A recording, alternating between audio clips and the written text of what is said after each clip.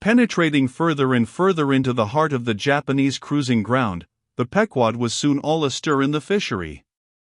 Often, in mild, pleasant weather, for 12, 15, 18, and 20 hours on the stretch, they were engaged in the boats, steadily pulling, or sailing, or paddling after the whales, or for an interlude of 60 or 70 minutes calmly awaiting their uprising, though with but small success for their pains.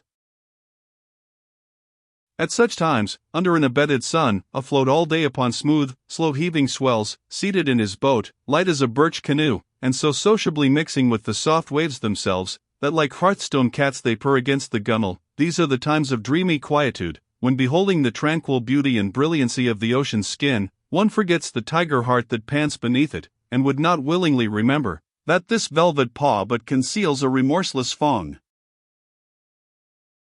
These are the times when in his whaleboat the rover softly feels a certain filial, confident, lamb-like feeling towards the sea, that he regards it as so much flowery earth, and the distant ship revealing only the tops of her masts, seems struggling forward, not through high rolling waves, but through the tall grass of a rolling prairie, as when the western emigrants' horses only show their erected ears, while their hidden bodies widely wave through the amazing verdure.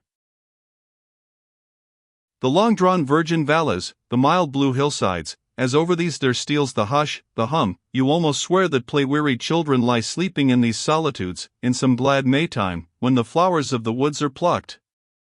And all this mixes with your most mystic mood, so that fact and fancy, halfway meeting, interpenetrate, and form one seamless whole. Nor did such soothing scenes, however temporary, fail of at least as temporary an effect on Ahab. But if these secret golden keys did seem to open in him his own secret golden treasuries, yet did his breath upon them prove but tarnishing. Oh, grassy glades! Oh, ever vernal endless landscapes in the soul, in ye, though long parched by the dead drought of the earthy life, in ye, men yet may roll, like young horses in new morning clover, and for some few fleeting moments, feel the cool dew of the life immortal on them. Would to God these blessed calms would last! But the mingling threads of life are woven by warp and woof, calms crossed by storms, a storm for every calm. There is no steady unretracing progress in this life, we do not advance through fixed gradations, and at the last one pause, through infancy's unconscious spell, boyhood's thoughtless faith, adolescence doubt, the common doom, then skepticism, then disbelief, resting at last in manhood's pondering repose of if. But once gone through, we trace the round again, and are infants, boys, and men, and ifs eternally. Where lies the final harbor, whence we unmoor no more?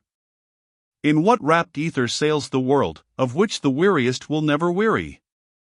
Where is the foundling's father hidden?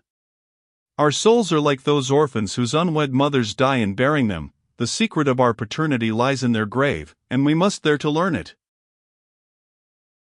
And that same day, too, gazing far down from his boat's side into that same golden sea, Starbuck lowly murmured, "Loveliness unfathomable, as ever lover saw in his young bride's eye, tell me not of thy teeth-tiered sharks, and thy kidnapping cannibal ways. Let faith oust fact, let fancy oust memory, I look deep down and do believe." And Stubb, fish-like, with sparkling scales, leaped up in that same golden light. I am Stubb, and Stubb has his history, but here Stubb takes oaths that he has always been jolly.